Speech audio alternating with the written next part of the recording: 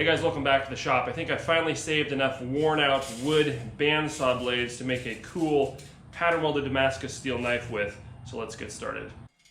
Alright y'all, thanks for being here. We're going to start off by locating the weld points on these bandsaw blades. So they're made from a continuous strip of bandsaw and then welded together to make one loop that goes on your particular saw for the particular size. And we'll just go ahead and keep that out of the equation, that welded spot, and start chopping these up into 4-inch pieces. This is a project I've had in the back of my mind for a while, until the other day when I finally changed my bandsaw blade again on the wood bandsaw. It's for cutting wood, handle material, that kind of thing, and realized, hey, I got four used bandsaws here. That should be enough to do something here. So I've been thinking a whole bunch about how exactly to go about incorporating these into a blade. You could put them all in a canister. You could chop them up into tiny little pieces and put them in a canister. You could stack them up real neatly and make a really narrow billet. There's all different kind of things you could do, including maybe incorporating powdered steel to try to bring out those saw teeth.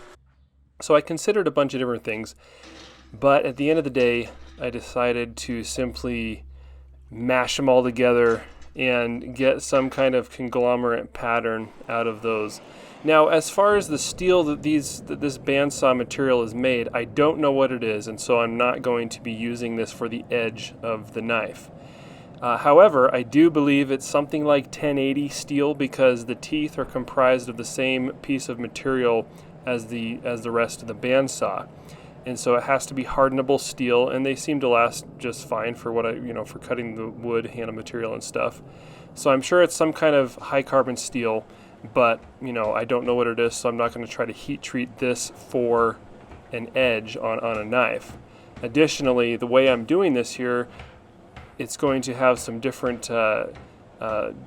decarb components within this billet here. So it seems to be going pretty well here.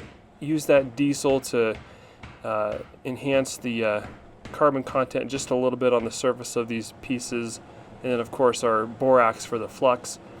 And this forge I'm using is a new forge, or it's sort of a rebuilt forge. I took the burners off of the I think the Majestic forge that I've been using, and I rebuilt that setup so that the burners are about an inch closer together, and I built myself a new forge out of soft fire brick. So several things are going on there.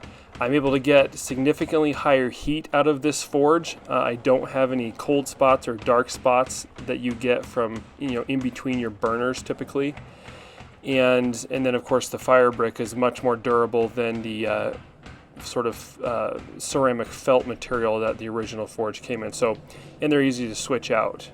So I'm forging this billet up in the forge there, and this higher heat I feel is pretty useful in this case.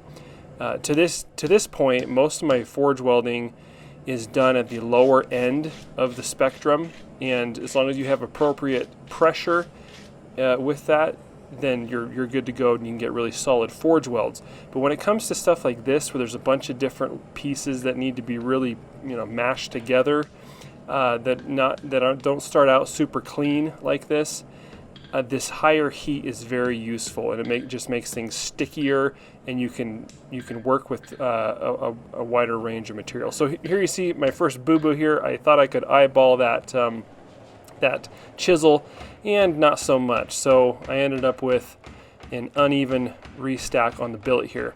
You'll notice on the screen here, this billet is fuzzy in appearance. It's not clear. It's so bright, so much brighter than it typically is in these videos, like I was just saying. So there's the piece of the billet that I miscalculated, and I'm just going to stick it right on top here. And again, these higher heats that I'm getting in this new forge really makes this stuff stickier. Now this is a trade-off because you are kind of blowing up your grain structure a little more with this higher heat, but you're able to do more in this forge weld process, especially when it comes to things like mild steel combined with high carbon, because the mild steel has a higher forge welding temperature.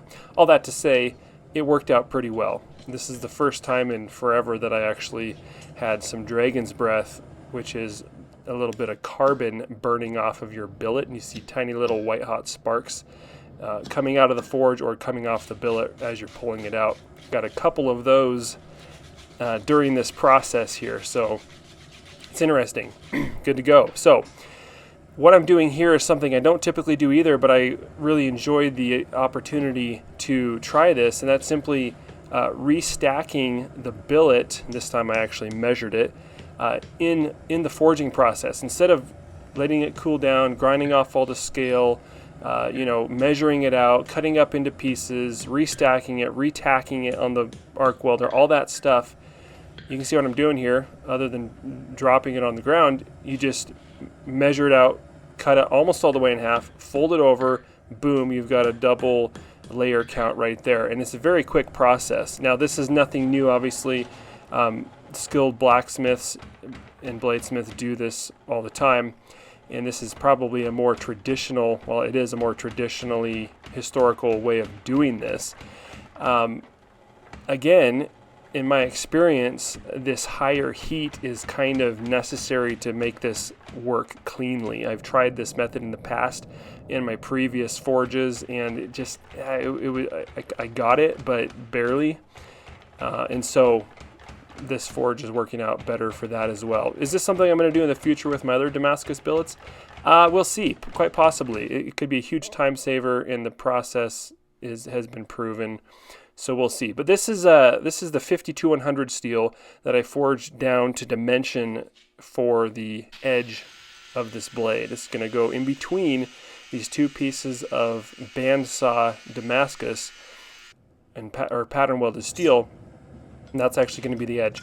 So we're going to add some nickel sheet or nickel foil in between the edge steel and the cladding. And this is going to give us a nice pop on the blade, but it's also going to keep the carbon from our high carbon edge steel, it's going to keep that from migrating into the jacket or the cladding of the blade here, which, like I say, I believe is a high carbon, but I don't think it's as high a carbon as our 52100 steel. So you can see that I did not quite get this weld set all the way on this first deal here. I'm going to heat this back up and fix that. I did have to go ahead and cut off the end there a little bit, and I was a little more careful when forging the tang and went ahead and did that by hand going forward after I made sure that I had a good weld here.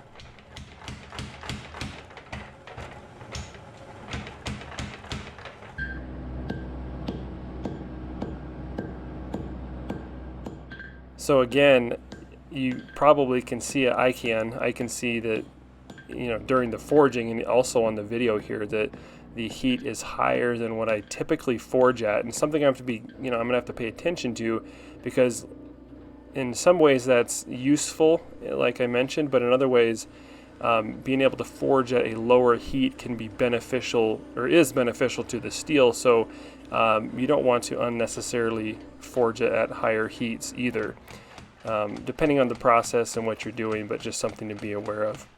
So we'll go ahead and widen this blade out significantly here and then forge the bevel in. So the blade I'm building here is called a bunka, and it's a Japanese style kitchen knife, and it's sort of a cross between I guess you could call it like a shorter and wider santoku. It's not a santoku, it's a bunka, and that's what we're building here. Something I've been wanting to build for a little while now. So we'll just clean this up with a hammer a little bit and straighten it, and we can go ahead and start with the heat treat process. First of which, of course, is the normalizing cycle. Drop some of the pegs off of the blade rest. Drop those on the floor a little bit here. And you'll be able to see the change in the steel as that shadow moves across it from the edge to the spine. The steel is cooling down and releasing energy, and that's why it appears to become brighter before it gets darker again. Clean up the profile here on the KMG grinder. I like to use the 3 horsepower, the TX here. I've got the 3 horsepower motor on that when I'm just hogging material off and cleaning the profile up and doing a rough grind. Get that material down, clean the scale. So this is all the grindings that pile up after a couple weeks of using the grinder. They're actually like little shavings of steel, and I only had like 3 inches of water in that bucket without that stuff in there, so I had to stop and take care of it.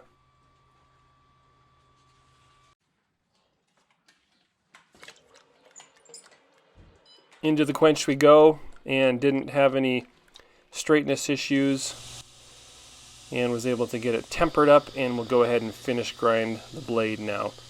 This was a little more challenging. It's a very wide but shorter blade, and I found it to be a little bit more difficult to keep my bevels where I wanted them. It's a very, very thin, gradual grind to it, and I think that kind of made it a little more challenging, but I was able to get it done there. Just, kind of figuring out where you're referencing the blade, in your hand. Depending on the size of the blade and the shape of the blade, it can differ. When you do the same kind of knife frequently, you get used to it, and then something new is a little bit more challenging at first. So I got some desert ironwood here, drilled that out, fitted up on the tang, and some double black canvas micarta for the ferrule or bolster type deal there. And a nice little brass pin for extra strength and durability on this knife here. This is a lighter colored desert ironwood block, but I think it'll go nicely with this project.